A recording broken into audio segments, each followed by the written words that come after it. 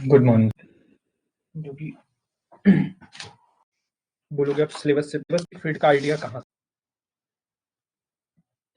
तो पहला क्वेश्चन तो ये आता है कि what is the difference between electrostat and magnetostat, यानी इलेक्ट्रोस्टेट और मैग्नेटोस्टेट में क्या डिफरेंस होता है।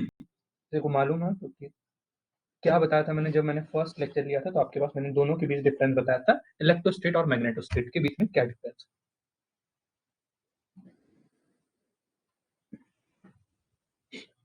तो जब हम इलेक्ट्रोस्टेट की बात करते हैं, कंपैरिजन में मैं इलेक्ट्रोस्टेट की हर बार यहाँ पर बात करूंगा।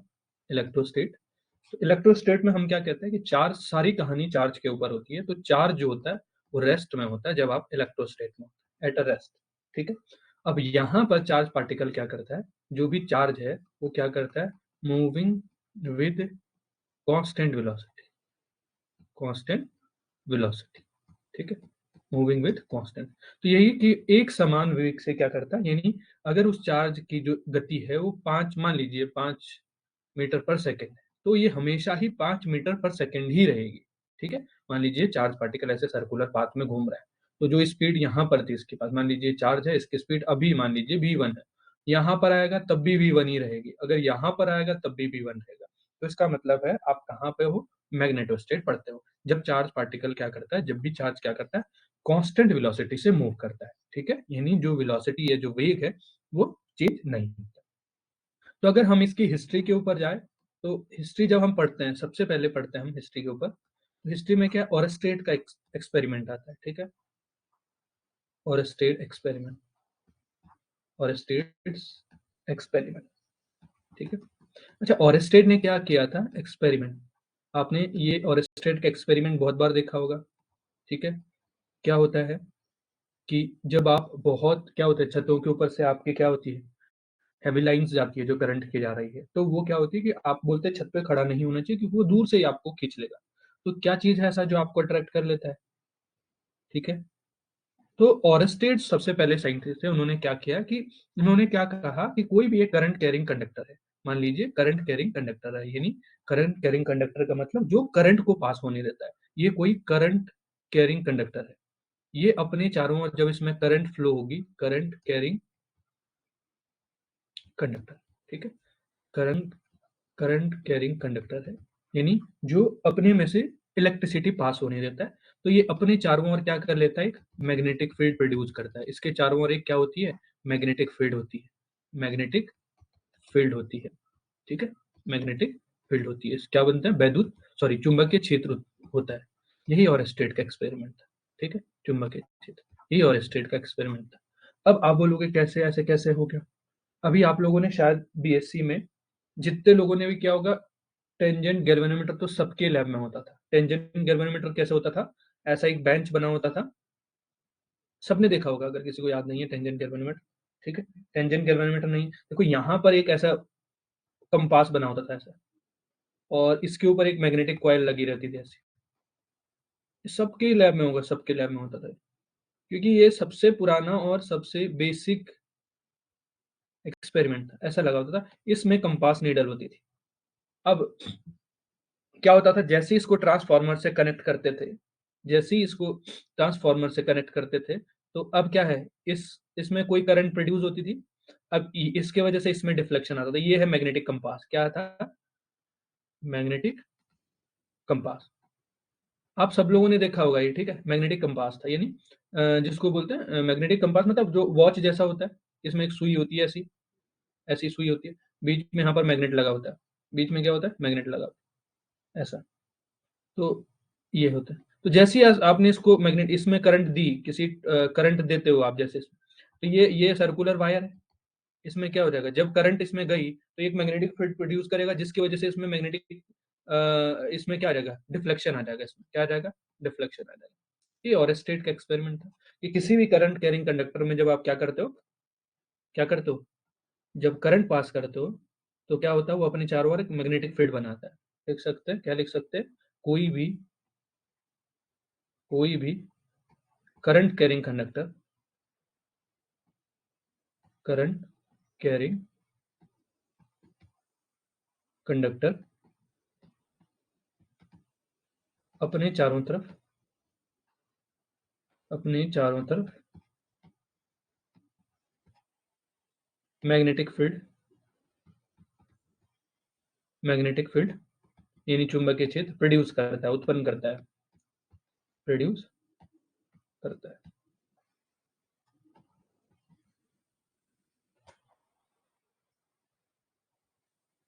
ठीक है, तो और स्टेट का एक्सपेरिमेंट था।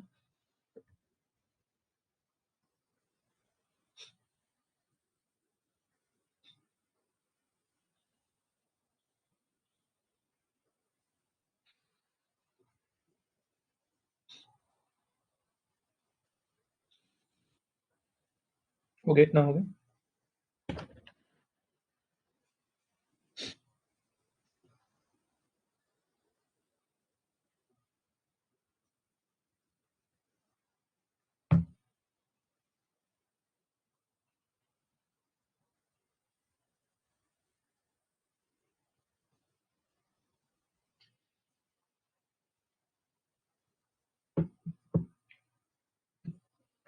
चलिए, तो नेक्स्ट है एसआई यूनिट क्या होगी मैग्नेटिक फील्ड की।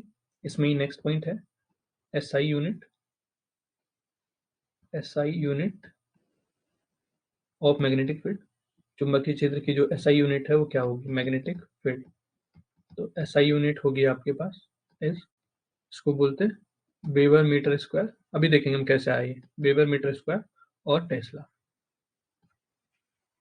ठीक है, टेस्ला।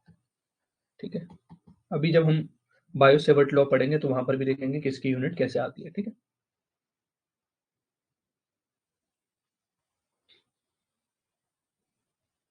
दूसरी यूनिट होती है जिसको बोलते हैं तो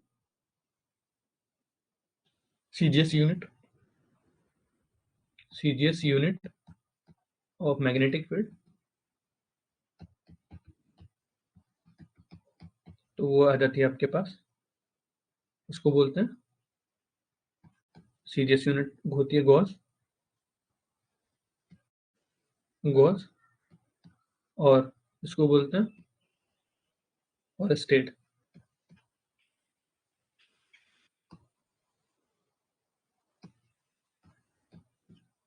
और स्टेट। ठीक है, तो जो मैग्नेटिक फील्ड मापी जाती है वो गॉस मीटर से नापी जाती है। ठीक है, मेजर, एक्सपेरिमेंटली मेजर। ठीक है, लिख सकते हैं experimentally measure the intensity of magnetic field, the intensity यानी चुंबकीय क्षेत्र की जो तीव्रता है, इंटेंसिटी ऑफ मैग्नेटिक फील्ड,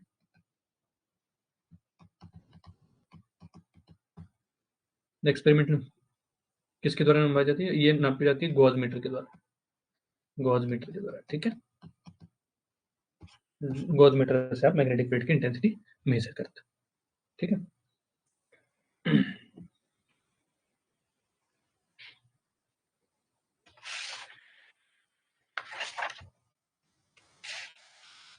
तो जैसे हम वहाँ इलेक्ट्रिक फील्ड के लिए दो लॉ पढ़ते थे, यानी इलेक्ट्रिक फील्ड मेजरमेंट के लिए दो लॉ पढ़ते थे। क्या क्या पढ़ते थे हम लोग, हम पढ़ते थे, यानी जब हम इलेक्ट्रोस्टेट की बात कर रहे हैं तो इलेक्ट्रोस्टेट में दो लॉ पढ़ते हैं, ई जिनसे निकालते हैं इलेक्ट्रोस्टेट में। अगर हम इलेक्ट्रोस्टेट की बात करते हैं, इलेक्ट्रोस्टेट में दो पढ़ते हैं, एक पढ़ते थे हम गॉस, गॉस लॉ, दूसरा कौन सा पढ़ते हैं, कूलॉम्स लॉ। ठीक है, कूलॉम्स लॉ, यहां से भी आप निकाल सकते थे ई आप कैलकुलेट कर सकते थे और इससे भी ई कैलकुलेट कर सकते थे। ठीक है, यही करते थे। वैसे ही आप क्या करते हैं, अगर मैं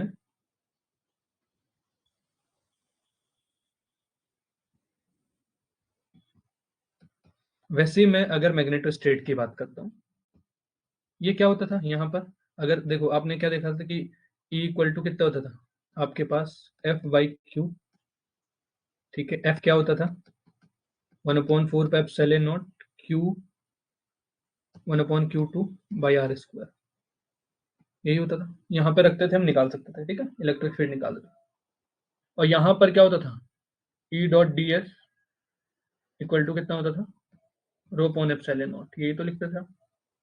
ये आप लिखते थे कि integral form E dot D S equal to कितना होता था, क्यू डॉट बी, यानी आप ऐसे लिखते थे integration Q del V by epsilon not, ऐसा भी लिखते थे, या फिर आप लिखते थे del dot E equal to कितना था, रो अपॉन एप्सिलॉन नॉट। दोनों फॉर्म लिखवाई मैंने, इंटीग्रल फॉर्म भी और आपके पास क्या है, ठीक है। क्यों ऐसा हुआ, ठीक है, दोनों फॉर्म लिखवाई मैंने आपको। जब भी हम क्या करते थे, तो बेसिकली हम क्या कर रहे थे, यहाँ पर भी ई निकाल सकते थे। डायरेक्ट मैं डिफरेंशियल फॉर्म लिख देता हूँ, del dot E equal to rho upon epsilon not. यहाँ से आप ई निकाल सकते थे, E is a electric field. वैसे ही बात करेंगे मैग्नेटोस्टेट में, मैग्नेटोस्टेट में, तो मैग्नेटोस्टेट में भी मैग्नेटिक फील्ड निकालेंगे, जैसे वहां पर इलेक्ट्रिक फील्ड निकालते थे, यहाँ मैग्नेटिक फील्ड निकालेंगे। तो मैग्नेटिक फील्ड निकालने के लिए दो लॉ, ठीक है। मैग्नेटिक फील्ड निकालने के लिए मैग्नेटोस्टेट में, मैग्नेटिक फील्ड निकालने के लिए, मैग्नेटिक फील्ड निकालने के लिए दो लॉ, कौन कौन से, जैसे ही वहां पर हम पढ़ते हैं कूलॉम्स लॉ, तो यहाँ पर पढ़ते हैं bio Savart law, bio Savart law, Savart law, Savart's law, bio Savart's law. और यहाँ पर पढ़ते हैं हम एम्पियर्स लॉ, ठीक है, एम्पियर्स लॉ। कंपैरिजन हो रहा होगा आपको, वहां पर आप गॉस पढ़ते थे, यहाँ एम्पियर लॉ पढ़ते हैं, ठीक है। अब आपके पास ये क्या कहता है, बायो सेवर्ट लॉ क्या कहता है, तो बायो सेवर्ट लॉ ये कहता है कि मान लीजिए आपके पास कोई एक करंट कैरिंग कंडक्टर है, ध्यान से सुनना, स्टेटमेंट मैं लिखवाऊंगा नहीं, ये कोई करंट कैरिंग कंडक्टर है जिसका आपने डीएल एलिमेंट लिया, मान लीजिए इसका छोटा सा टुकड़ा लिया आपने, लेट सपोज ये कितना ले लिया आपने, मैं इस लेंथ एल थी इस वायर की, मैंने इसका छोटा सा टुकड़ा लिया, इस लाइन सेगमेंट, इस छोटे से टुकड़े के वजह से किसी पी पॉइंट पर मैग्नेटिक फील्ड कितनी होगी, ये भी छोटी होगी। भाई पूरे वायर के वजह से तो निकाला नहीं आपने, अभी तो आपने छोटा टुकड़ा लिया है। आपने कहा कि ये लाइन सेगमेंट इसके साथ थीटा एंगल बना रहा है, और आर दूरी पर आपसे पूछा बी, और वो बिंदु था पी बिंदु पर, ये मैग्नेटिक फील्ड पूछा है। ये छोटा क्यों लिखा, क्योंकि मैंने अभी डीएल एलिमेंट लिया, ये पूरी वायर थी। मैं एक बार वापस से समझा देता हूँ, अच्छा कोई डाउट हो तो साथ साथ पूछते रहना, ताकि, ठीक है, कि ये कोई बायोसेवर्ट है, यानी कोई वायर है। बायोसेवर्ट का लॉ कहता है कि आपके पास मान लीजिए कोई वायर है जिसकी लेंथ कितनी है, लेंथ है एल। अब आपने क्या किया, इसका एक छोटा सा टुकड़ा लिया, मान लीजिए डी एल लेंथ का लिया, इस टुकड़े से आर दूरी पर पी बिंदु है, वहां पर मैग्नेटिक फील्ड पूछा है। तो मैग्नेटिक फील्ड भी, अगर ये छोटा एलिमेंट लिया तो मैग्नेटिक फील्ड भी डी भी होगा, छोटा ही होगा, स्मॉल ही होगा। अब इसके साथ ये थीटा एंगल बना रहा है लाइन के साथ, तो आप कहते हो कि मैग्नेटिक फील्ड कितनी आती है, यहाँ पर आती है डी बी इक्वल टू कितना आ जाता है, mu upon 4 pi I D L cross R, ठीक है, डी एल क्रॉस आर, ठीक है। ये आर कैप होता है और ये आर वेक्टर होता है। चलिए पहले एक काम करते हैं, डायरेक्ट लिखते हैं, चलिए ठीक है। ये आर को अपॉन कितना हो जाएगा, आर स्क्वायर आता है, ठीक है, आर स्क्वायर। तो ये हो गई vector form of Gauss law, क्या हो गई है, vector form of, sorry, Biot Savart law, Biot Savart law, vector form. अब देखिए, अगर यहां से क्या लिख दूं मैं, डी बी इक्वल टू कितना, म्यू आई। अब आपको पता है यहां से कितना हो सकता है, ये आईडीएल साइन थीटा लिख दूं मैं, आईडीएल, यहाँ पर आर क्यू होगा वेक्टर फॉर्म में, ठीक है, आर क्यू होगा, आर क्यू है वेक्टर फॉर्म। अगर वेक्टर फॉर्म लगाना है यहाँ पर आर वेक्टर रखना है तो कितना हो जाएगा, आर क्यू। रुक जाइए, मैं ठीक कर देता हूँ इसको वापस। अगर यहाँ पर कैप हो, ध्यान रखना, अगर यहाँ पर कैप हो तो आप यहाँ आर स्क्वायर रहेगा। अगर ये आर वेक्टर दिया हो तो कितना, आप R vector, R cap equal to कितना जानते हैं, आर वेक्टर अपॉन आर। अगर मैं इस चीज को आर कैप के यहाँ पे रख दूं तो कितना बन जाएगा, D B equal to mu upon 4 pi I D L vector, और ये कितना है, ये आर वेक्टर बन जाएगा, तो नीचे कितना हो जाएगा, आर क्यू, ठीक है। दोनों वेक्टर फॉर्म है वैसे, ठीक है, क्या है, दोनों वेक्टर फॉर्म।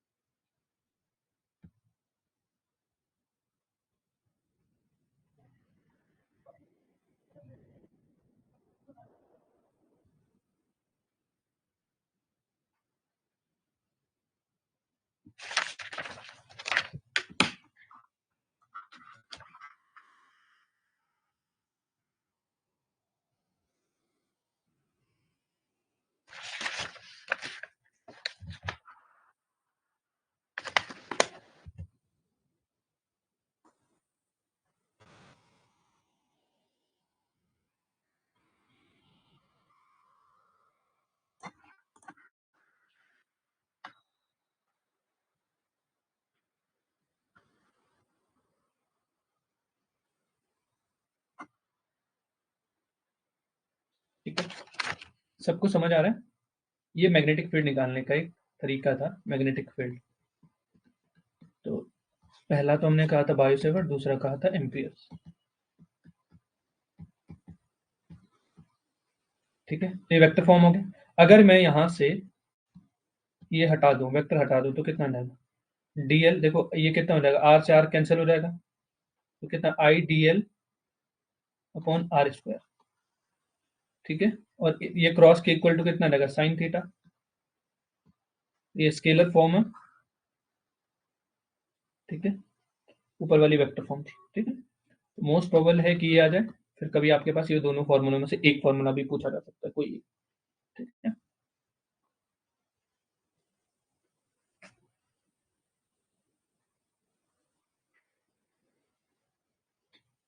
तो एम्पियर्स लॉ,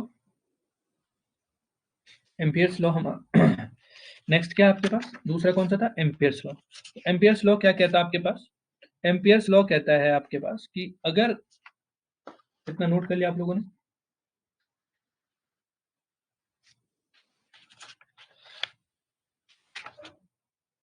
ठीक चल रहा है सबको, इतना ठीक आ रहा है ना, समझ आ रहा है? हम्म, समझ आ रहा है ना, कोई तो बता दो।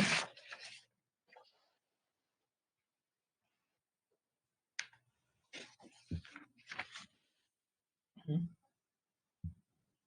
ठीक, तो एम्पियर्स लॉ की बात करते हैं। तो एम्पियर्स लॉ में आपने जब भी देखा होगा तो ऐसा कुछ देखा होगा कि ये कोई करंट कैरिंग कंडक्टर है, इसमें आई करंट फ्लो हो रहा है, और इससे यहाँ पर कितना दूरी पर, ये हमेशा किसके लिए, जैसे bio Savart sorry Gauss law में था, गॉस लॉ किसके लिए लगाते थे हम, क्लोज के लिए लगाते थे ना, क्लोज के लिए। तो ये भी किसके लिए लगेगा, क्लोज के लिए लगेगा। तो ये कहते थे कि ये पी पॉइंट पर अगर हम मैग्नेटिक फील्ड निकालना है तो एक क्या निकालना है, क्लोज सरफेस ड्रॉ करोगे आप।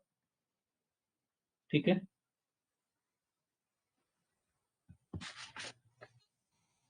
इसमें 4 पाई आएगा, हाँ 4 पाई, सॉरी हाँ 4 पाई भी आएगा, बिल्कुल ठीक है, गलती हमारी, ठीक है 4 पाई भी आएगा बिल्कुल। ये 4 पाई भी आएगा। तो इन्होंने क्या कहा कि कोई करंट कैरिंग है तो आर डिस्टेंस पर, मान लीजिए ये, अब आर डिस्टेंस पर है तो मैग्नेटिक फील्ड निकालना है यहाँ पर बी। तो अब ये लाइन इंटीग्रल बन जाएगा, लाइन इंटीग्रल पूरी लाइन की वजह से मैग्नेटिक फील्ड, तो आप क्या कर दोगे, लाइन इंटीग्रल ऑफ कितना, B dot D L equal to कितना हो जाएगा, mu not I, I is enclose current. ठीक है, यानी आप बोलते हो वेयर जो है ये है आपके, यहाँ पे क्या निकाल देता है, एम्पियर्स लॉ, वी डॉट कितना, डीएल।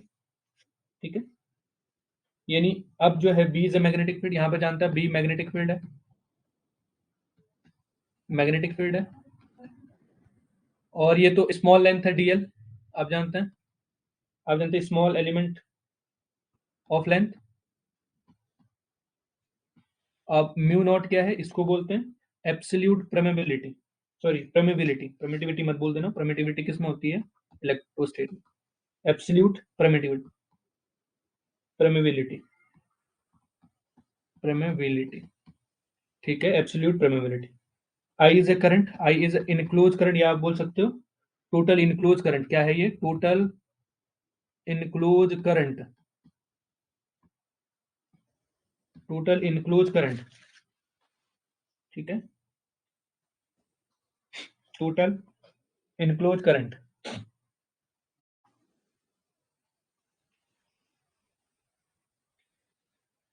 ठीक है, तो ये भी लिख लेना यहाँ पे, ये भी किसके लिए लग रहा है, क्लोज पाथ के लिए। वहां पर गॉस भी किसके लिए लगता था, क्लोज पाथ के लिए, तो ये भी किसके लिए लगता है, क्लोज पाथ के लिए। यानी ये जो है बताता है लाइन इंटीग्रल, लाइन इंटीग्रल क्या है, line integral of magnetic field around a close path, line integral of magnetic field around a close path equal to mu dot I. ठीक है, तो ये है आपके पास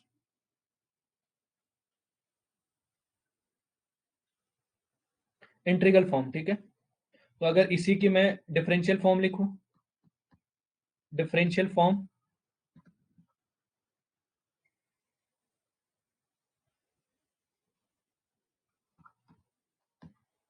तो कितना आ जाएगा, ये आ जाता है del cross B equal to mu naught J. J जानते हैं current density, very very important है ये। ये भी इंपॉर्टेंट है, ठीक है। इसको इसको दूसरा नाम बोलते हैं एम्पियर सर्कुटल लॉ, एम्पियर सर्कुटल लॉ, ठीक है, एम्पियर सर्कुटल लॉ। इसके बेस पे कैसे कैसे क्वेश्चन आए हम देखेंगे, ठीक है।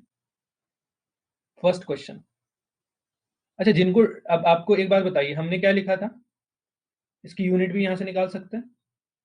इसकी यूनिट है टेस्ला और गॉस, ठीक है। दूसरी क्या होती है, अच्छा ये लिख दिया था ना हमने, इसकी यूनिट है एसआई यूनिट और सीजीएस यूनिट। इसमें एक और लिख लीजिए, relation between Tesla and Gauss. तो 1 गॉस इक्वल टू कितना होता है, 10⁻⁻⁴ टेस्ला,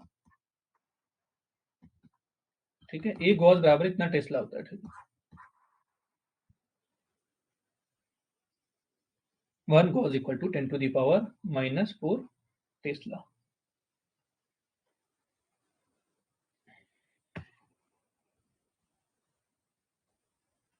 ये हो गया। चुंबकशीलता, म्यू नॉट का हिंदी में बोलते हैं चुंबकशीलता, ठीक है, निर्वात में चुंबकशीलता। और ये टोटल इनक्लोज करंट है, ये बहुत इंपॉर्टेंट लाइन है, ठीक है। चलिए क्वेश्चन देखते हैं। पहला क्वेश्चन बताइए, टीजीटी 2010 का ही क्वेश्चन है। मैग्नेटिक फील्ड, न्यूमेरिकल देख के घबराना नहीं है, ठीक है, बहुत आसान होता है। Magnetic field intensity at a distance of long wire current carrying wire is 10⁻⁻⁴ tesla. The magnetic field intensity at distance two R, कह रहे हैं, क्या कह रहे हैं, कह रहे हैं कि एक लंबे सीधे तार में आर आर प्रभावित, मतलब धारा आई प्रभावित होती है, तथा इसमें आर दूरी पर चुंबकीय क्षेत्र की तीव्रता कितनी दे रखी है, इतनी टेस्ला दे रखी है। अब कह रहे हैं कि 2r डिस्टेंस कर दो। तो अभी अभी हमने पढ़ा है, कितना पढ़ा, कि जो b होता है आपके पास वो डायरेक्टली प्रोपोर्शनल टू 1/r² होता है, यही तो पढ़ा। तो अब देखो, अगर b आपके पास, पहला केस दे रखा है कि b कितनी दे रखी है आपके पास, b दे रखी है आपके पास 0.4, डायरेक्टली प्रोपोर्शनल टू 1/r²। अब कह रहे हैं कि अगर मैं इसको b डैश, बताइए, अगर दूरी को क्या कर दूं, 2r का होल स्क्वायर कर दूं, तो यहाँ पर देखो कितना आ जाएगा, बी डैश इक्वल टू कितना, 1/4 और 1/r²।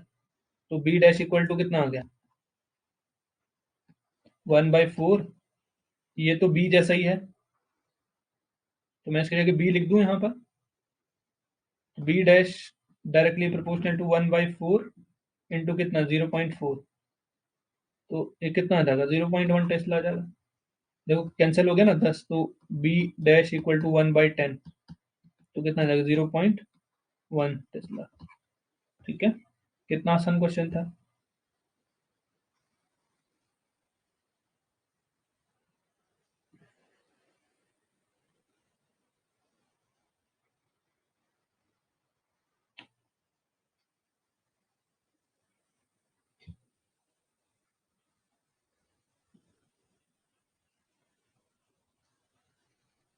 ठीक है, क्लियर है सबको।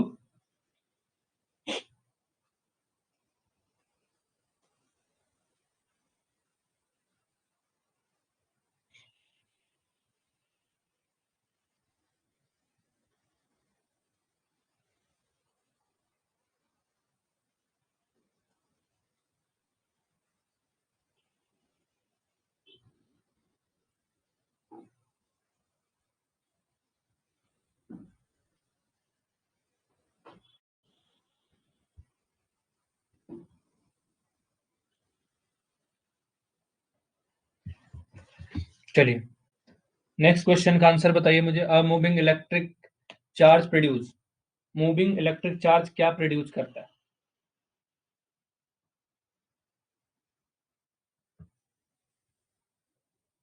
केवल वैद्युत क्षेत्र, केवल electric field, only magnetic field, केवल चुंबकीय क्षेत्र, या electric field and magnetic field दोनों, इनमें से कोई नहीं।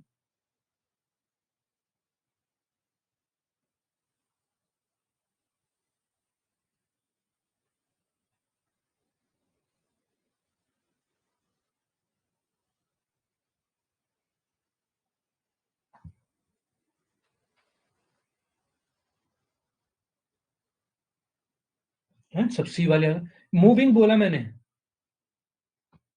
सब सी बोलने लग गए, अभी अभी बताया जस्ट। देखो क्या लिखा है मैंने, जब चार्ज रेस्ट में हो तो आप कहाँ होते हैं, इलेक्ट्रोस्टेट में होता है, और जब मूविंग होता है तो कहाँ पर होता है। सी ऑप्शन का है, सब लोग सी ऑप्शन बोल रहे हैं। अभी अभी तो पहले बताया था मैंने कि जब चार्ज रेस्ट में होता है तब आपके पास इलेक्ट्रोस्टेट होता है, जब चार्ज मूविंग होता है। लेकिन कंडीशन है इसके साथ कि कांस्टेंट वेलोसिटी से मूव करता हो। तो कांस्टेंट वेलोसिटी है या नहीं है, अगर यहाँ पर इलेक्ट्रोमैग्नेटिक लिखा होता, ठीक है, अगर इस क्वेश्चन में और लिखा होता है इलेक्ट्रोडायनेमिक्स लिखा होता, ऐसे लिखा होता है एक ऑप्शन इलेक्ट्रोडायनेमिक्स, तो जाके आप बोलते कि वेलोसिटी के बारे में तो बोला ही नहीं है। तो यहाँ तो दो ही दे रखी है, एक बी दे रखा है, एक ई दे रखा है, तो आपको पता है रेस्ट में होगा तो ही ई काम करेगा। हाँ? तो क्या हो जाएगा, only magnetic field, B is a correct option.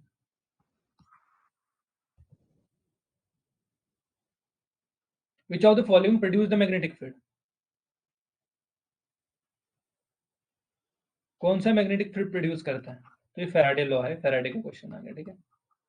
Time bearing field, ठीक है, टाइम के साथ जो वेरी करता है, ई डिपेंडेंट टी, एंड देन क्या हो जाएगा, अगर करंट किस पे,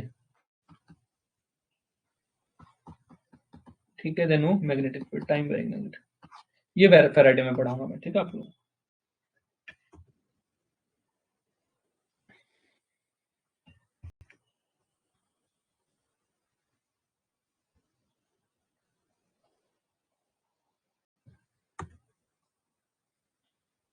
चलिए बताइए इस क्वेश्चन को। Which of the following laws has same place as the magnetostat as Gauss law has electrostat, किसके जैसा है, निम्नलिखित में किस नियम का मैग्नेटोस्टैटिक्स का वही स्थान है जो गॉस के इलेक्ट्रोस्टैटिक्स में स्थान है। गॉस बोला है।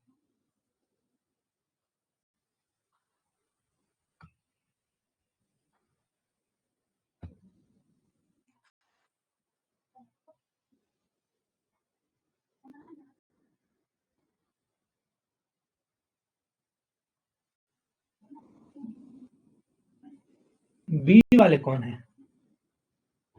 बी तो कूलॉम्स लॉ बोला मैंने, आप लोग कहानी ध्यान से नहीं सुनते थे जो लोग बी है। तो ए है एम्पियर्स लॉ, तो बोला दिखवाया अभी मैंने, इसलिए ना कंपैरिजन भी करवाया होगा आप लोगों के पास में। देखो यहाँ पे कंपैरिजन भी ऐसे करवाया, इधर बाइसर्ट लिखा था, इधर एम्पियर लिखा था, इधर इधर कूलॉम्स लिखा था, इधर गॉस लिखा था, ठीक है, इसीलिए मैं कंपैरिजन भी वैसे करवा रहा हूँ, ठीक है, ध्यान रखो। चलिए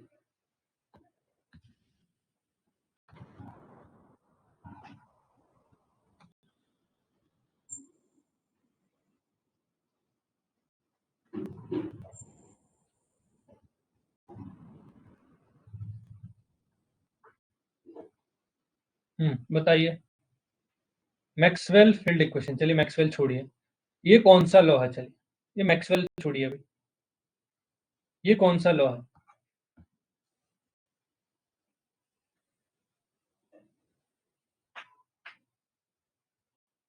डी, एम्पियर्स लॉ, ठीक है।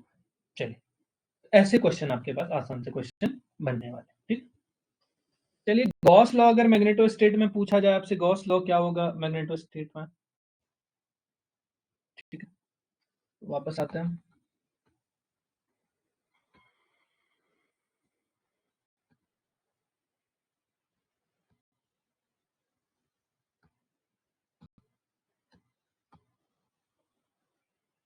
वेरी वेरी इंपॉर्टेंट,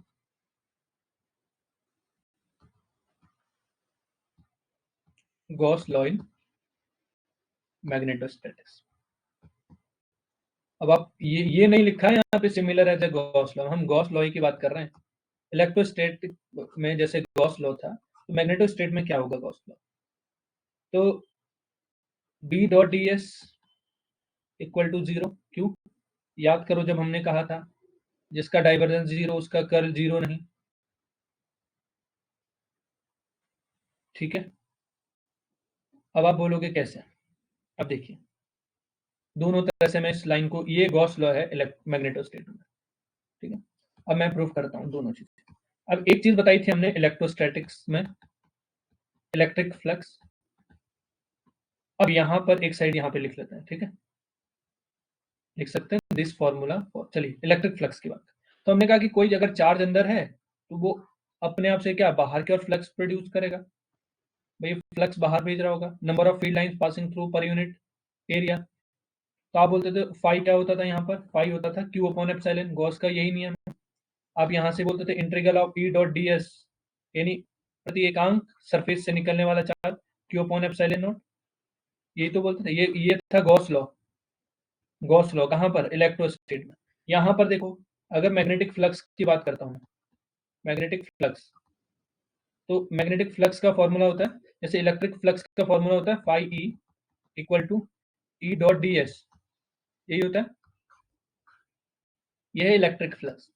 वैसे ही मैग्नेटिक फ्लक्स क्या होगा, magnetic flux phi B equal to कितना हो जाएगा, बी डॉट डी एस। अब यहां पर तो क्या था, ये फ्लक्स आउटवर्ड निकल रहा है। अब लेकिन मैग्नेट के केस में क्या होता है, मान लीजिए मैग्नेट है, बाहर मैग्नेट है, यहाँ पर है नॉर्थ एंड यहाँ पर है साउथ। नंबर ऑफ फील्ड यहाँ से लाइंस निकलेगी और यहाँ पर क्या हो जाएगी, क्लोज। तो यहाँ अंदर भी होता है, यहाँ अंदर भी फील्ड लाइंस पास होती है, यहाँ अंदर भी फील्ड लाइंस पास होती है, तो इसीलिए इसको बोलते हैं मैग्नेटिक फील्ड लाइंस जो है, लिख सकते हैं magnetic field lines, magnetic field lines close loop बनाती है, क्लोज लूप बनाती है। क्लोज मतलब उस दिन भी समझाया था हमने एक पहले क्लास में, लूप बनाती है। कैसे क्लोज लूप बनाती है, देखो इधर से गई गई गई, यहाँ पर खत्म नहीं हुई। मैग्नेट इलेक्ट्रिक फील्ड लाइंस क्या होती है, अगर यहाँ से निकल रही होगी प्लस से, यहाँ माइनस पे जा रही होगी, यहाँ से निकलेगी यहाँ पर खत्म हो जाएगी, यहाँ से निकलेगी यहाँ पर खत्म हो जाएगी, कभी इनसाइड नहीं आएगी। तो ये ओपन लूप बनाती है इलेक्ट्रिक फील्ड, जो इलेक्ट्रिक फील्ड है, फील्ड लाइंस है, वो क्या बनाती है, ओपन लूप। और ये क्या करता है, क्लोज लूप, इसके अंदर भी जाते हैं फील्ड, मैग्नेटिक फील्ड, ठीक है। तो ये कैसे बनाती है, क्लोज लूप बनाती। अब देखो फ्लक्स तो कुछ निकला ही नहीं, फ्लक्स कुछ निकला ही नहीं, कुछ चीज डाइवर्ज हुई नहीं, तो कितना हो जाएगा, जब कोई डाइवर्ज ही नहीं, फ्लक्स बाहर निकला ही नहीं, तो आपने कहा फ्लक्स तो जीरो, बाहर की तरफ तो कुछ निकला ही नहीं, सब गया अंदर से वापस आ गया, तो आपने ये क्या कहोगे, B dot D S equal to कितना हो जाएगा, जीरो। तो अगर इलेक्ट्रोस्टेट में मैग्नेटिक, सॉरी, इलेक्ट्रोस्टेट में गॉस लॉ पूछा जाए तो ये है, अगर मैग्नेटो में गॉस लॉ पूछा जाए तो ये है, और फ्लक्स के लिए, किसके लिए, फ्लक्स के लिए।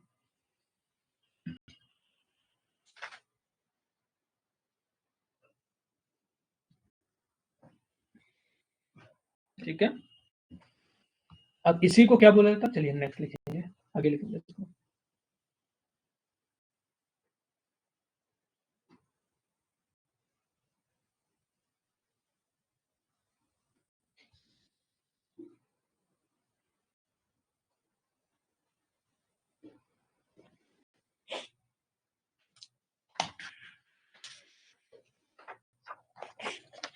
इतना हो गया।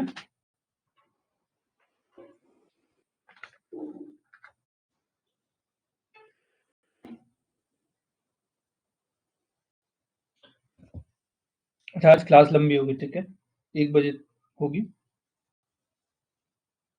फर्स्ट क्लास खत्म, उसके बाद ब्रेक के बाद दूसरी क्लास करें।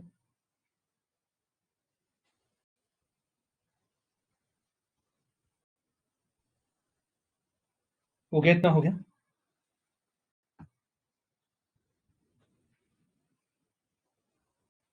चलिए, तो नेक्स्ट इसमें लिखेंगे differential form of, differential form of Gauss law.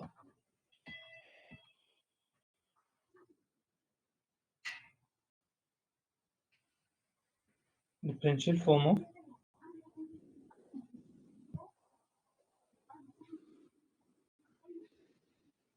Gauss law, कहां पर, मैग्नेटो की बात हो रही है।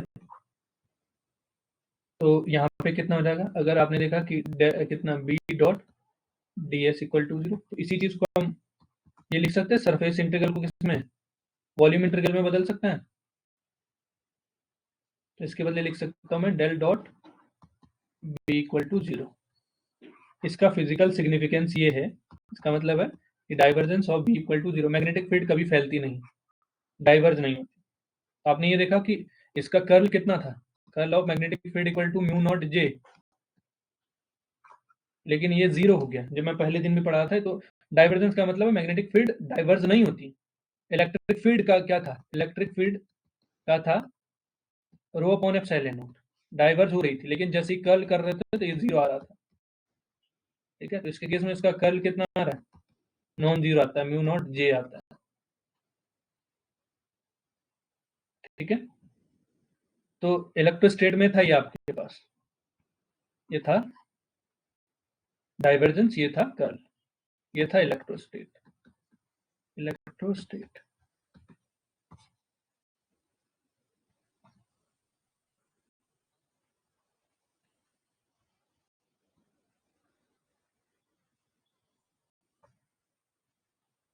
ठीक है, हो गया इतना।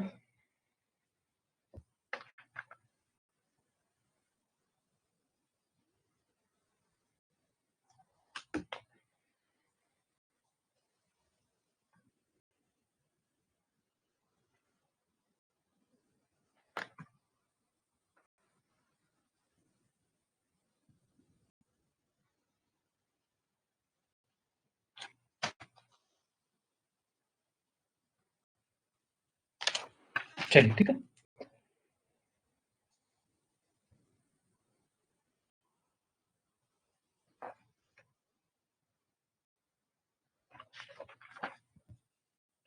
क्लियर है इतना। तो नेक्स्ट पेज में चलते हैं। अब आपने दो तीन चीजें जान लेते हैं। एम्पियर्स लॉ क्या पढ़ा आपने? एम्पियर्स लॉ की एप्लीकेशन जान लेते हैं।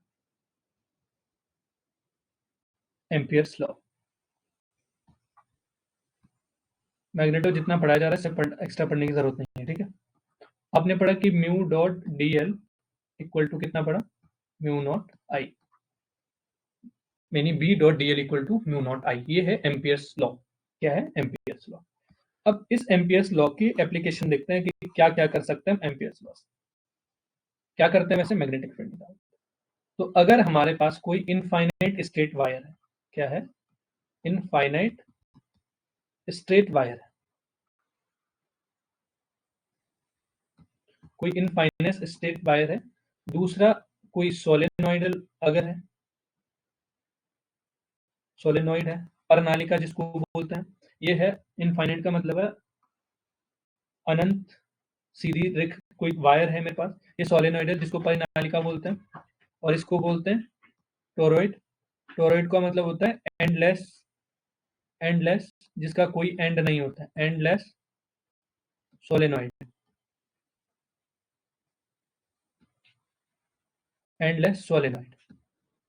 अब आप देखोगे यहाँ पर स्ट्रेट वायर कैसी है? सिंपल सी, कोई जैसे हम स्ट्रेट वायर कहते थे, कोई अनंत सीधी रेखा ऐसे जाती जा रही है, तो इसमें जो मैग्नेटिक फील्ड आएगा, ठीक है, कितना आएगा? B equal to mu not I upon 2 pi R. अब सोलेनोइड क्या होता है? सोलेनोइड होता है, देखो मान लीजिए मेरे पास ये वायर का एक टुकड़ा है, तो ये क्या है? इसमें अगर मैं ऐसे वायर कनेक्ट, ऐसे वायर लपेटूं इसमें, तो एक सोलेनोइड बन गया। अब देखो यहाँ पर करंट की डायरेक्शन में भी इस डायरेक्शन में हो सकता है। देखिए ये करंट की डायरेक्शन है, इसमें करंट की डायरेक्शन है, धारा ऐसी जा रही है। ठीक है, तो यहाँ पर जो बी होता है वो कितना होता है? Mu not N I A. N क्या है? Number of turn, number N है N Y B, number of turns per unit length. और एन क्या है? एन तो आप जानते हैं, capital number of turns. I जानते हो, बी जानते हो, म्यू, म्यू नॉट जानते हो। अब टोरॉइड क्या होता है आपके पास? टोरॉइड ऐसा होता है कुछ जैसे आपने वो ऐसा वाला छल्ला देखा, तार का बना हुआ, जिसमें जिसका कोई एंड नहीं होता ऐसे। मान लीजिए स्पाइरल जो कॉपी है आपके पास, उसका आप क्या कर दो, ऐसे कनेक्ट कर दो कि इसका एंड ना दिखे आपको।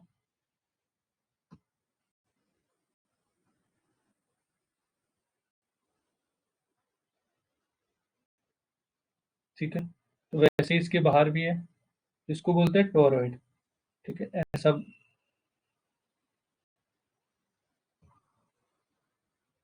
ऐसा लग रहा है सोलेनोइड है, पर एंडलेस है, जिसका कोई एंड नहीं है। तो इसके इनसाइड भी और आउटसाइड भी। अगर इसके अंदर भी देखूं मैं, इसके अंदर भी मैग्नेटिक फील्ड 0 होती है अंदर, और इसके बाहर पे भी मैग्नेटिक फील्ड 0 होती है, पर लेकिन जब ये बीच की बात आती है तो कितना हो जाता है, यहां पर बी होती है म्यू नॉट एन आई ए, जितना आपके पास सोलेनॉइड में होता है।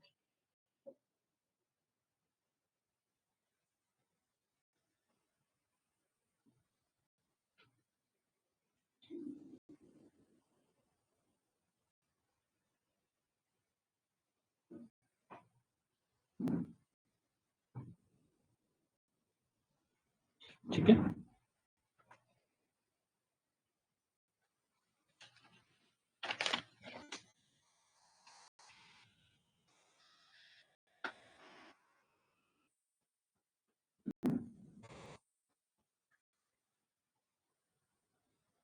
तो ये मैग्नेटिक फील्ड कहां पर है आपके पास। चलिए, ये हो गया, अगर आप नोट कर लिए हो। तो ये जो मैग्नेटिक फील्ड है, आप बोलोगे कहां पर, ये इनसाइड की कहानी है, ठीक है, इनसाइड की कहानी। अगर आपसे यहां पर पूछी जाए मैग्नेटिक फील्ड इस एंड पर, ध्यान से, तो कितना हो जाएगा, B equal to mu N I by two. ये है एंड मिड में, और ये है एंड में, ये है मिड पर, इनसाइड पर, ठीक है।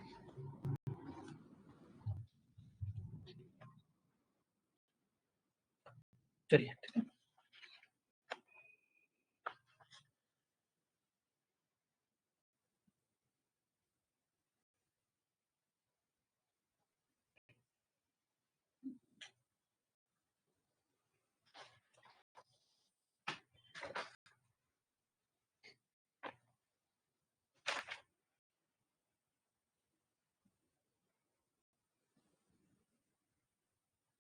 इतना क्लियर है।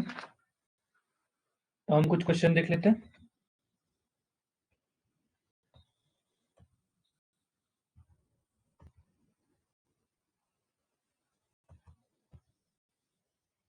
चलिए बताइए, इस क्वेश्चन का आंसर बताइए।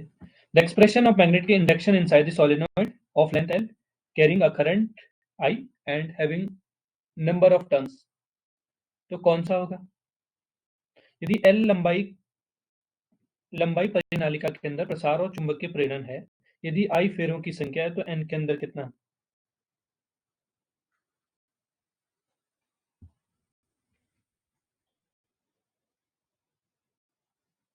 चलिए, इसका आंसर बताइए।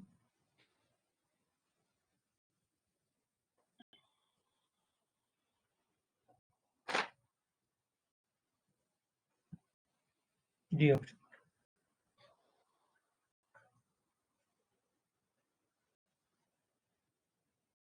B option. अब एक काम बताइए, अब एक चीज बताइए, कहाँ पूछा है, इनसाइड पूछा है, कहाँ पूछा है, इनसाइड। इनसाइड के लिए मैंने क्या कहा, B equal to mu not N I, और इस एन के आगे लिखा number of turns per unit length, इसीलिए इसका फॉर्मूला लिखा है N by L.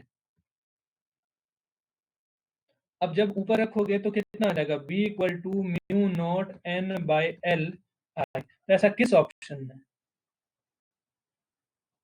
D option. B option कैसे हो गया, यहां लिखा है एन इज फेरों की संख्या, एन जो है, एन है आपका नंबर ऑफ टर्न, यानी फेरों की संख्या, ना कि ये एन, ये है पर यूनिट लेंथ वाला,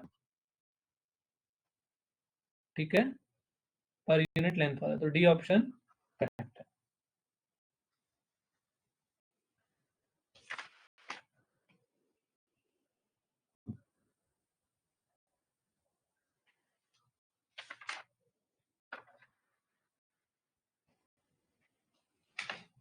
ये हो गए स्ट्रेट वायर हो गए।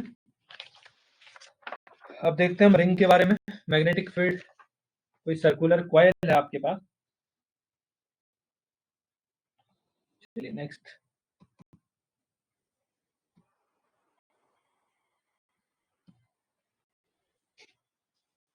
Magnetic field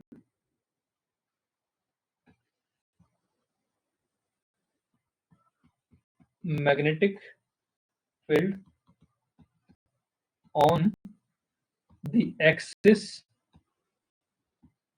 the axis of a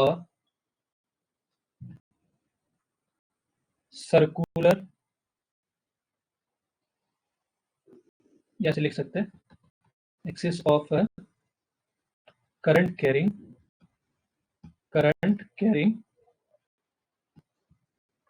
circular coil.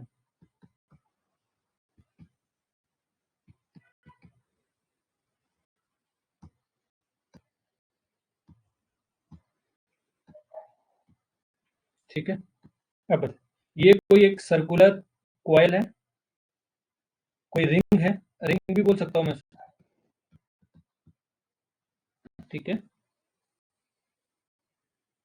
तो अगर यहां से ये मान लीजिए इसका एक्सेस है और इसमें कोई करंट आई फ्लो हो रही है, इस सेंटर से इसके आपको यहाँ पॉइंट पी है, इससे आपको इस एक्स डिस्टेंस पर मैग्नेटिक फील्ड इंटेंसिटी निकालनी है। तो आप जानोगे इसके वजह से भी यहाँ एक फील्ड होगी, इसके वजह से भी, तो इसीलिए क्या ड्रॉ कर रहा हूं मैं, ऐसा ड्रॉ कर रहा हूं। तो यहाँ पर क्या रहेगा, मान लीजिए मैग्नेटिक फील्ड यहाँ पर बी है, तो बी कितना आता है इस केस में, म्यू एन आई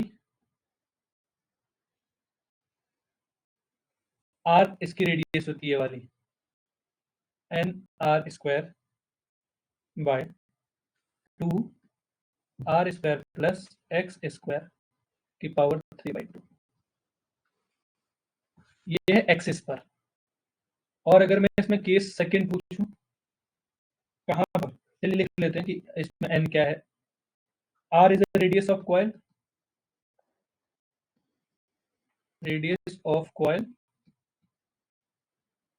और एन है नंबर ऑफ टर्न्स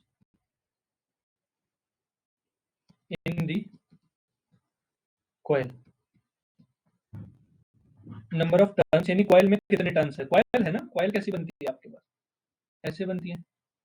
तो कितने टर्न्स है कॉइल में, मतलब मान लीजिए ये है 2 टर्न्स है, 3 टर्न्स है, ये 4। रिंग कैसी बनती है आपकी, अपनी रिंग देखो, इसमें से बहुत सारे टर्न्स होंगे।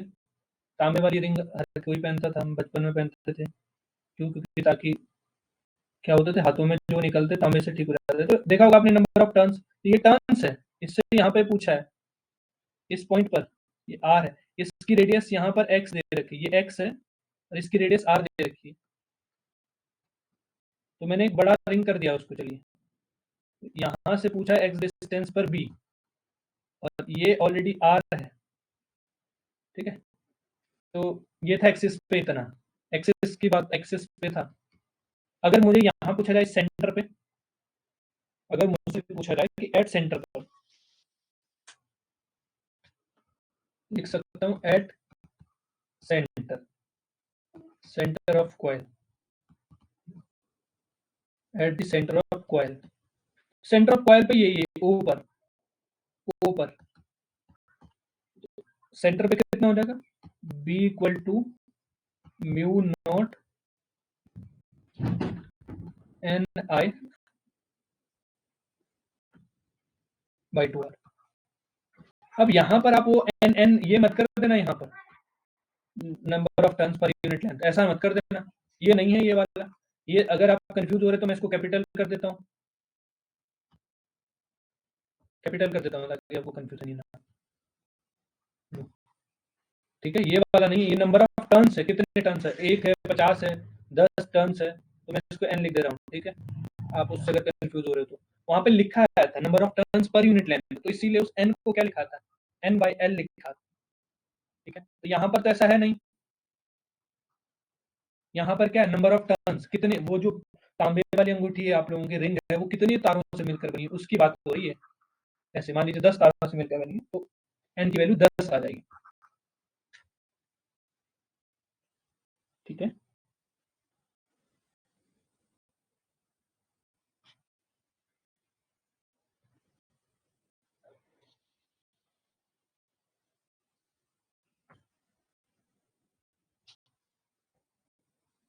अगर आधी रिंग हो,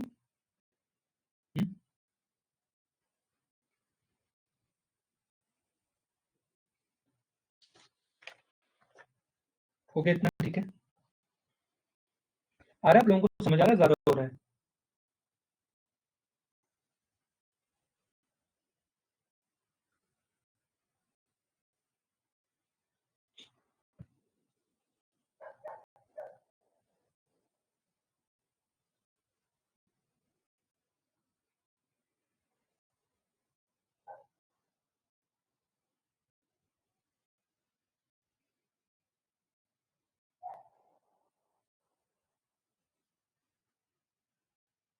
बाकी लोगों को,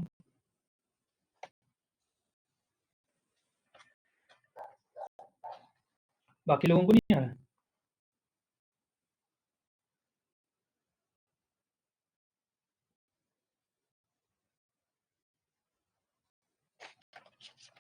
तो ये कहानी थी कहाँ की,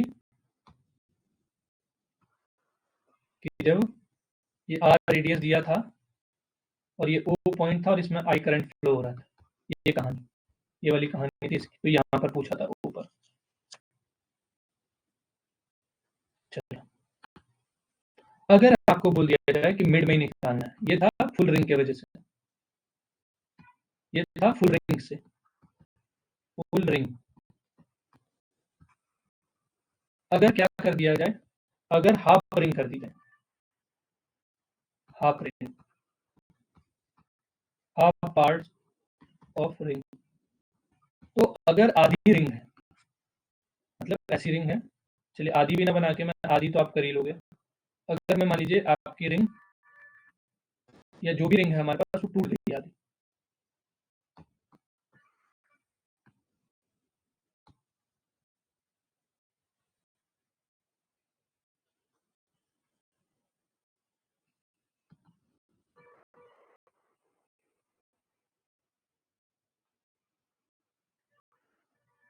मान लीजिए टूट गई और ये थीटा एंगल बना रही है। पहले 360 था, मान लीजिए कोई थीटा बना रही है, पहले तो पूरी रिंग थी ना, तो क्या करते थे आप, पूरी रिंग में आप देखो यहाँ से, अब आधी टूटी, कितना टूटा, कितना एंगल, मान लीजिए एंगल के थ्रू दे रखा था, तो बी इक्वल टू कितना लिखोगे आप, म्यू आई अपॉन कितना, 2r थीटा बाई 2 पाई। मतलब मान लीजिए एक ही टर्न है, एन की वैल्यू 1 रख दी हमने, एन की वैल्यू 1 रख दी, नंबर ऑफ टर्न्स एक ही है, तो इतना आ जाएगा। अब फुल रिंग के केस में देखो यहाँ थीटा की वैल्यू क्या आ जाती, पूरी रिंग अगर होगी तो कितना होता था पूरी रिंग में, ये थीटा कितना बनेगा, 360, 360 मतलब 2 पाई। तो जैसे मैं यहाँ पर वैल्यू रखता हूँ कि म्यू आई अपॉन 2 पाई, ये भी 2 पाई, ये भी 2 पाई, तो कितना आ जाएगा, उतना ही आ जाएगा, पीछे वाला प्रूफ भी हो गया। तो हाफ जब भी कोई रिंग, मान लीजिए एग्जाम्पल के तौर पर मैं कहूँ कितना, क्वेश्चन लिख देते हैं ताकि हमको और समझ आए, कि सपोज ऐसा कोई रिंग कट गया या टूट, या हमने काटा, मैंने ऐसे एक रिंग काट दिया और मैंने कहा ये एंगल कितना है, 90 डिग्री, ठीक है, ध्यान से समझो, ये एंगल है 90 डिग्री।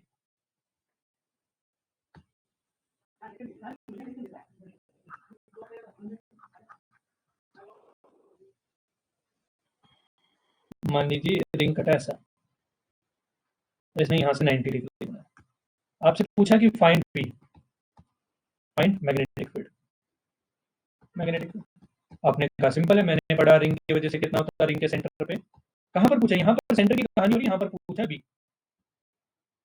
तो म्यू, अगर एक ही टर्न दिख रहा है तो एन की वैल्यू तो 1 रख दी आपने, म्यू एन आई अपॉन 2 पाई, आपने कहा मैंने पढ़ा है थीटा अपॉन 2 पाई, सिंपल सा फॉर्मूला, याद नहीं रहता तो यहाँ से 2 पाई से रख सकते हो। एन की वैल्यू अगर 1 है तो आपने कहा कि ठीक है 2 पाई आई, अब ये कितना है, थीटा कितना है, तो सिंपल सी बात है, थीटा कितना हो जाएगा, आप बोलोगे पूरा कितना था जब पूरी साइकिल थी, 360, अभी कितना, ये बाहर पे कितना बची, ये कट गया कितना, 90, तो आप बोलोगे 360 माइनस 90, तो कितना होगा 270, ये इतना बच गया ना, आपको तो चाहिए अंदर वाला, क्योंकि मैंने अंदर का ड्रॉ किया है, अंदर का थीटा इज अंदर वाला, यहाँ पे कितना है 270, यहाँ से इसको सॉल्व करोगे आप, सॉरी 2 पाई नहीं है, 2r है ना, यहाँ पे 2r होता है, 2r, यहाँ पर भी 2r है, 2r है, तो ये 2r है। r इज रेडियस, जो भी रेडियस दे रखी होगी ये वाली,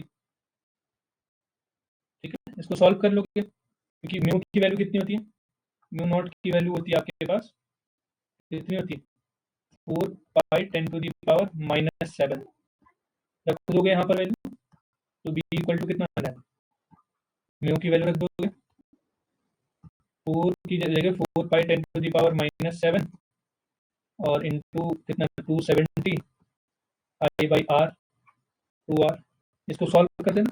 ऐसे ही कुछ क्वेश्चन जो है बनेंगे आपके पास, ठीक है। तो अगर कोई टुकड़ा काट दिया जाए तो आपको कितना मैग्नेटिक फील्ड होगा सेंटर की, ये सारी कहानी सेंटर की कहानी थी, सेंटर की कहानी थी, मैग्नेटिक फील्ड ये सेंटर पे था ये वाला।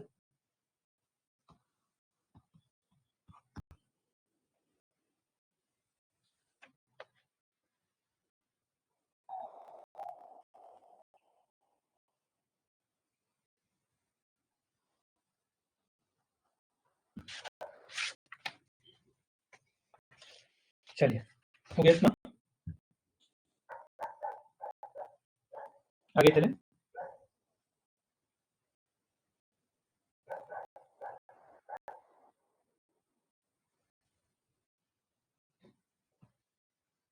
आगे चलते हैं। देखिए बोहर मैग्नेट्रॉन की बात करते हैं तो मैग्नेटिक डायपोल की बात कर लेते हैं, ठीक है।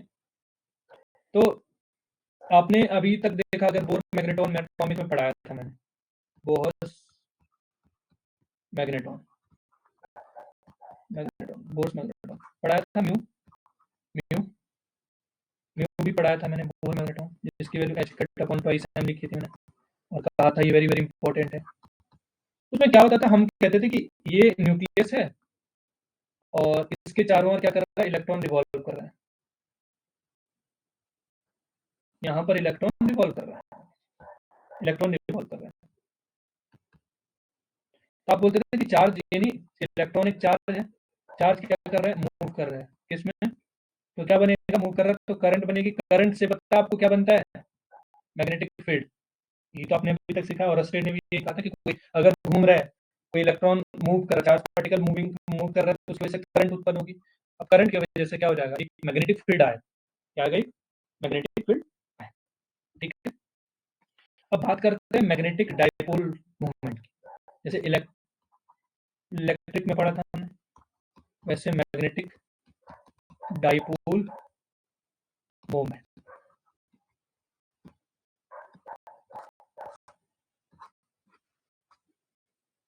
अब देखो यहाँ पर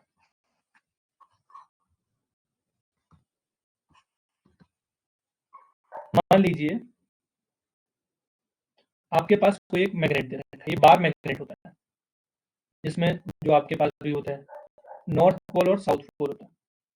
अब इसके पास जो है डायपोल मूवमेंट क्या है, पोल स्ट्रेंथ कितनी हो गई m, और इसकी क्या है, स्मॉल है, ये m क्या है, m इसको बोलते हैं पोल स्ट्रेंथ। पोल स्ट्रेंथ मतलब कितनी सामर्थ्य है उस पोल में, पोल स्ट्रेंथ।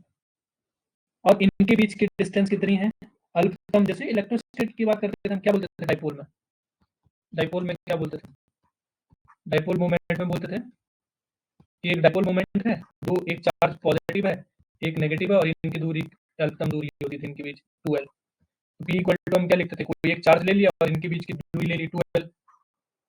यहाँ पर भी तो यही है, तो यहाँ पर कितना हो जाएगा, हम बोलेंगे डायपोल मूवमेंट होगा आपके पास, ये डायपोल मूवमेंट कितना होगा, m इक्वल टू एक कोई एक पोल स्ट्रेंथ ले दी, इनके बीच की दूरी कितनी है, 2, कितनी है 2, ठीक है। तो ये तो स्मॉल m क्या है, पोल स्ट्रेंथ है, पोल स्ट्रेंथ कितनी, जैसे चार्ज थे ना इलेक्ट्रोस्टेट में, जैसे चार्ज थे, यहाँ पर क्या है, पोल स्ट्रेंथ, कि इसके पोल के पास कितनी स्ट्रेंथ है, कितना सामर्थ्य, ठीक है। अरे स्ट्रेट लिख दिया हमने, स्ट्रेंथ है वो, पोल स्ट्रेंथ, पोल स्ट्रेंथ, ठीक है।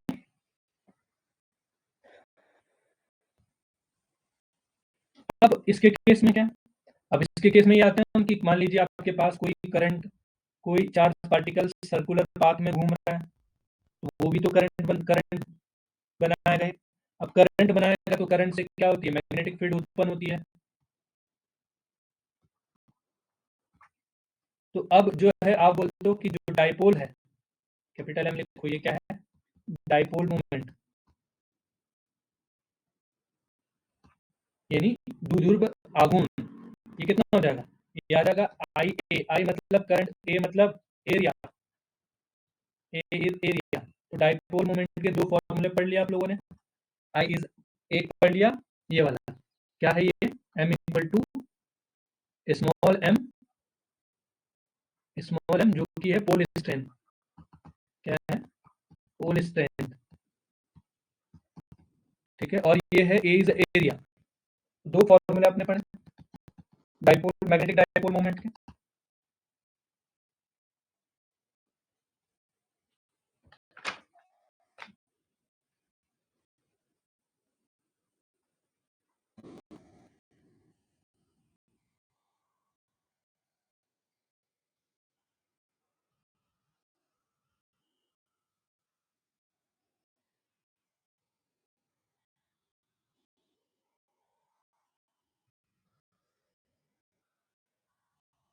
हो गया,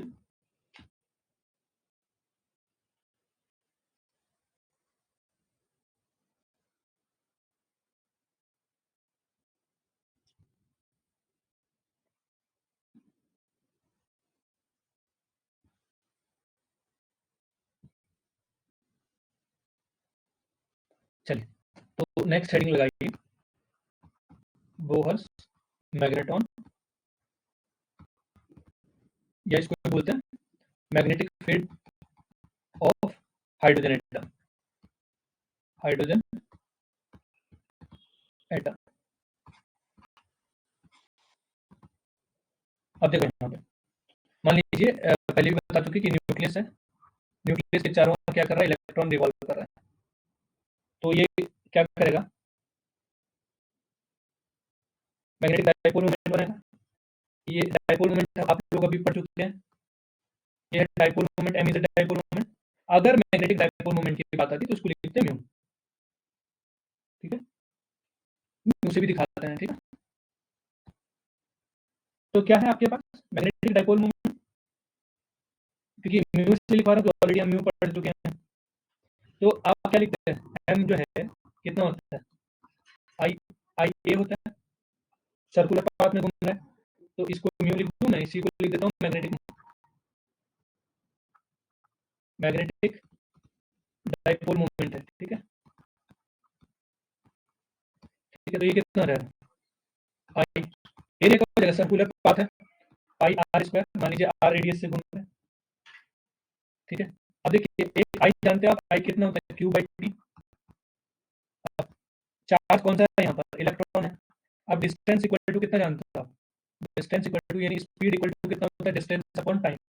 अब डिस्टेंस कितना लिया होगा इसने सर्कुलर पाथ में, 2 बाई आर, टाइम और वेलोसिटी कितनी रही होगी, v स्पीड रही होगी, तो यहाँ से t की वैल्यू रख दूं मैं, 2 बाई आर बाई वी, ये कितना लगा, E V by 2 by R. तो जब इन सबको यहाँ पे रखूंगा, ई अपॉन 2 बाई आर और वी ऊपर चले जाएगा, आई कितना है, पाई आर स्क्वायर, ए कितना है देखो यहाँ पे, पाई आर स्क्वायर, जब मैंने यहाँ पर करंट की वैल्यू दी, तो अब कितना आ जाएगा ये, पाई से पाई कैंसिल, आर से आर कैंसिल, तो म्यू इक्वल टू कितना हो जाएगा, E B R upon P R. अब ध्यान से सुनिए कि अगर क्या कर दूं मैं, अगर m से ऊपर और m से नीचे मल्टीप्लाई कर दूं, ई एम वी आर, नीचे भी कर दिया मैंने m से, नीचे ऊपर मल्टीप्लाई कर दिया m से, ठीक है। अब आप एक चीज जानते हैं, एंगुलर मोमेंटम, एंगुलर मोमेंटम होता है पूर्ण पूर्ण संवेग होता है आपके पास, L equal to M V are.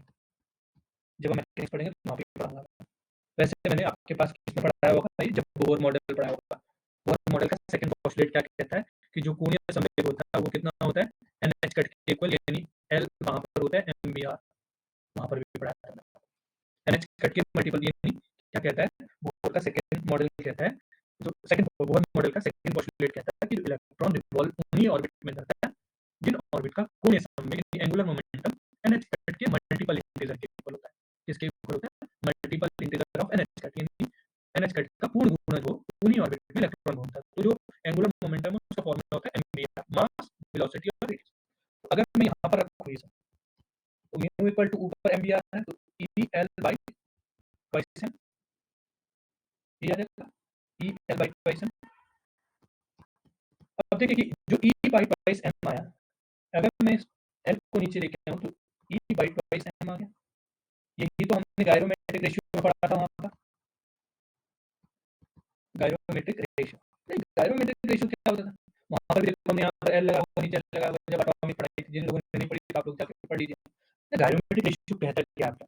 अगर यही जो आपके पास, अगर मैं यहाँ पर ऐसा लग रहा है आपके पास ये Q बाई M है, ये गायरोमेट्रिक रेशियो आपको बताता है हमेशा कि अगर इलेक्ट्रॉन देखो, मान लीजिए यहाँ था, अब ये अपने एक्सिस में ऐसा घूम रहा है, इलेक्ट्रॉन घूम रहा है अपने एक्सिस में, मान लीजिए ये इलेक्ट्रॉन है ऐसा रोटेट कर रहा है और ये घूमते घूमते यहाँ पर आ जाए, अपनी एक्सिस ऑफ रोटेशन को चेंज नहीं करता है, अपनी मतलब उसी एक्सिस में रहता है, अपनी ऐसा नहीं रोटेट करते करते दूसरी एक्सिस में जाए। इस प्रॉपर्टी को ही गायरोमेट्रिक रेशियो बोला जाता है। ठीक है, अगर घूमते घूमते यहाँ टहलते टहलते जा रहा है, इसका मतलब क्या हो कि आप घूम रहे हैं और घूमते घूमते आप क्या हो, अपने घर के गार्डन में घूम रहे हो। ऐसा नहीं घूमते घूमते पूरा मार्केट, जैसे फोन में होता है किसी किसी के फोन में लगे हुए, घूमते घूमते पूरा रोड घूम के आ गए, दूसरे के मोहल्ले में से होके आ गए, तो इसका मतलब आप गायरोमेट्रिक रेशियो नहीं कहेंगे उसको। गायरोमेट्रिक रेशियो में होता है कि आप अपने ही घर में हो, अपने ही एक्सिस में हो, एक्सिस चेंज नहीं होती, एक्सिस ऑफ रोटेशन चेंज नहीं होता, नहीं होता, एक्सिस ऑफ रोटेशन चेंज नहीं होता है। तो इसको क्या बोला जाता है? गायरोमेट्रिक रेशियो बोला जाता है। ठीक है, अब एक चीज और इम्पोर्टेंट है, अब यहाँ से हम लिखते थे कि जो म्यू भी होता था, वहां पर भी पढ़ा रखा मैंने, E H cut by twice M, और इसको और एक्सटेंड कर देते हैं, mu equal to H, H cut की वैल्यू कितनी होती है? एच कट की वैल्यू होती है एच अपॉन 2 पाई, यहाँ पे कितना रहेगा? एच अपॉन 4 पाई एम। इन सब की वैल्यू रखेंगे तो ये कितना रहेगा? ये आ रहेगा आपके पास 9.2 10 to the power -24 ampere metre square. ये ऑलरेडी पढ़ा चुका हूँ मैं। ठीक है, म्यू को बोलते हैं बोहर मैग्नेट्रॉन, क्या बोलते हैं? Bohr magnetron, Bohr magnetron. ठीक है, क्या बोलेंगे? Bohr magnetron. और ठीक है, इतना। अब एक चीज और था जो लेक्चर में पूछा गया पर आपके पास नहीं पूछा गया, specific charge ratio, specific charge बोला जाता है, स्पेसिफिक चार्ज। ये किसी में पूछा गया था? नहीं, ये लेक्चर में नहीं पूछा गया था, ये आरएमओ में पूछा गया था। आरएमओ मतलब जो रेडियो वाले, रेडियो ऑपरेटर वाले हुए थे, ये वाले नहीं, एक और रेडियो ऑपरेटर एसआई जो हुआ था, उसमें पूछा गया था। तो ये होता है चार्ज अपॉन मास, इसको बोलते हैं स्पेसिफिक चार्ज। क्वेश्चन क्या पूछा गया था? किसका स्पेसिफिक चार्ज रेशियो ज्यादा होता है? तो जैसे इलेक्ट्रॉन का पूछ लिया एग्जांपल, एग्जांपल पर इलेक्ट्रॉन का, इलेक्ट्रॉन का तो क्या लिखोगे आप? इलेक्ट्रॉन के ऊपर कितना चार्ज है और उसके पास मास कितना, प्रोटॉन है तो प्रोटॉन के ऊपर कितना चार्ज है, कितना मास है। ठीक है, वेरी वेरी इंपॉर्टेंट, लिख लो। मैं उस क्वेश्चन को डायरेक्ट करवा दूंगा आपके पास, स्पेसिफिक चार्ज रेशियो किसके लिए जाता है। आप देखोगे कि इनसे कंपैरिजन करोगे, ऊपर चार्ज रख दोगे, ऊपर माइनस सॉरी मास रख दोगे नीचे। ठीक है, ये स्पेसिफिक चार्ज रेशियो होता है। Clear?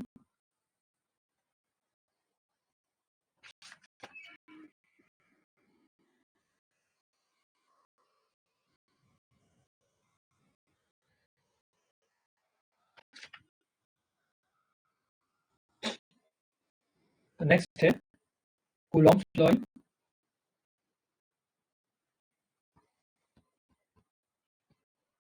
Coulomb law in magnetostat, magnetostat. Coulomb's law क्या होगा मैग्नेटोस्टेट? मैंने ये नहीं कहा कि मैग्नेटो इलेक्ट्रो जैसा कौन सा होगा, मैंने कहा क्या होगा कूलॉम्स। तो क्या होता है कूलॉम्स लॉ? देखो, एक मान लीजिए एक मैग्नेट ये है, नॉर्थ ये है, और नॉर्थ पोल ये, साउथ पोल ये। ठीक है, तो यहाँ इसका पोल स्ट्रेंथ m2 है, इसका m1 है। लिख सकते हैं m1 एंड m2 क्या है आपके पास, इसको बोलते हैं ये है पोल स्ट्रेंथ। क्या है? पोल स्ट्रेंथ नहीं स्ट्रेंथ, ठीक है। पोल स्ट्रेंथ, पोल के सामर्थ्य है। कह रहे हैं ये एक दूसरे से r दूरी पर है। अब आपने देखा होगा फोर्स लगता है जब से पोल लाते हो आप मैग्नेट में, तो अट्रैक्ट नहीं कर रहे, रिपेल कर रहे होते हैं, फोर्स लगाता है। तो यही फोर्स क्या होती है, आप कह रहे हैं यही फोर्स डायरेक्टली प्रोपोर्शनल होती है इसका पोल स्ट्रेंथ फर्स्ट वाले का सेकंड वाले का पोल स्ट्रेंथ डिवाइड बाय इनके बीच की दूरी का स्क्वायर। और F इक्वल टू यहाँ पर K नहीं आएगा, यहाँ पर कितना आएगा म्यू अपॉन 4 पाई, कितना 4 पाई m1 into m2। अब आप बोलोगे मैं सारे फॉर्मूले याद रखूं, बिल्कुल नहीं। जब आप इलेक्ट्रोस्टेट में पढ़ते हैं, इलेक्ट्रोस्टेट में तो क्या पढ़ते हो, F equal to 1/4 pi epsilon not Q1 into Q2 R square. बस Q1 को m1 कर दो, Q2 को m2 कर दो, और एप्सिलॉन तो ये कितना बन जाता है 1/μ0, ठीक है। तो यहाँ पर रख दिया तो ये अपने आप आ जाएगा। देखिए 1/एप्सिलॉन होगा जब, तो ये ऊपर चल के μ0 बन जाएगा। क्लियर है इतना?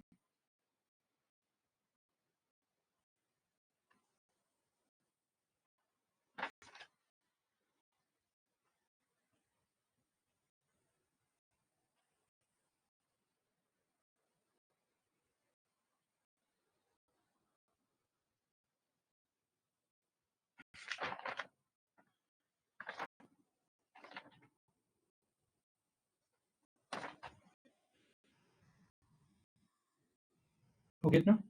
चलिए एक ब्रेक लेते हैं, ब्रेक के बाद शुरू करते हैं, ठीक है। इन्फॉर्म कर दिया जाएगा, ठीक है। ब्रेक के बाद करते हैं।